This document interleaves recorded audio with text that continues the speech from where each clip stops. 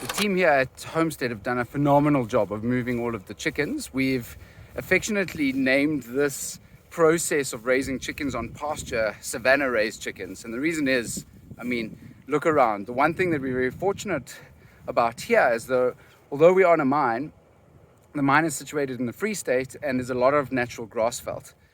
We've been needing to move the chickens for a long time now. We're trying to run a regenerative agriculture program here, and in essence we are using biomimicry, or following the way nature does things, to try and build soil, to try repair land. And so the last thing we want to do is overgraze or keep animals in a given spot for too long. We had an almost unprecedented rainy season though, and some of the challenges that we faced were that the roads were really muddy, and moving the chickshaws the longer distance they needed to move to get to fresh places for the chickens to be on the land, on fresh pasture as it were, on new savanna, was very limited, and we kept prolonging and pushing. So due to this almost unprecedented rainy season, we sort of, after putting the chickens in their secure location over the December period, found ourselves quite waterlogged and sort of stuck in a position for a large period of time where it would have just literally, because of the mud, been impossible to move the chickens. So we did end up keeping them in a particular location for way too long, but not perfect, and we certainly haven't been perfect in what we're doing. But our aims and goals are audacious, and we're hoping to get better at it. This move has been an incredible relief as we've managed to get all the chickens together in one very secure spot. It's a spot that is protected heavily from the wind, even though right now it's gusting and you can probably not hear me. It is actually very protected here.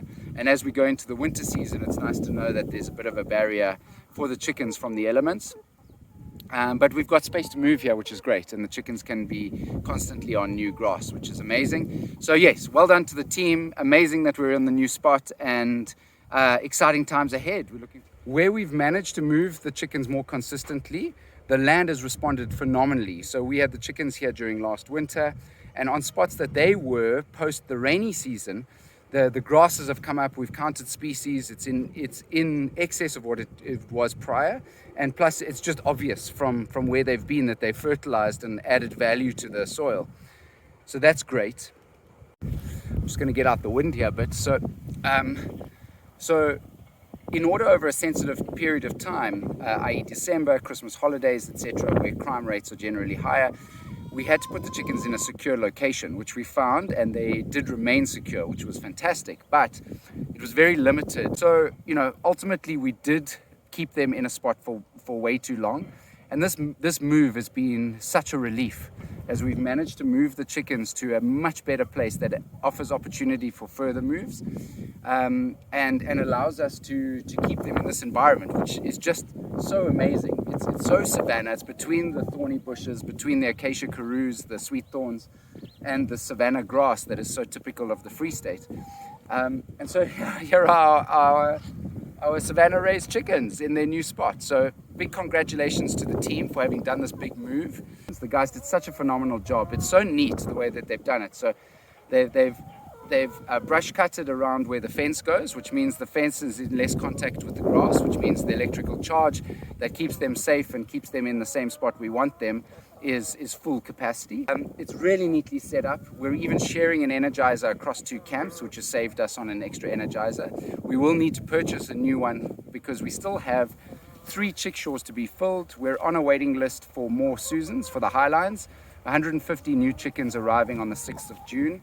And that will fill our immediate complement of all the chickshaws that we've got in place, and we'll have a total of 500 chickens then on site here, which is, if we're able to maintain our laying ratio, which is at the moment an average of about 0.7 or 0.8, then you can imagine that's about 400 eggs a day that we'll be producing. We're at the moment have a couple of distribution channels, and we're working on the business development side of things to ensure that all those eggs get to market, that we make this a commercially sustainable and viable project.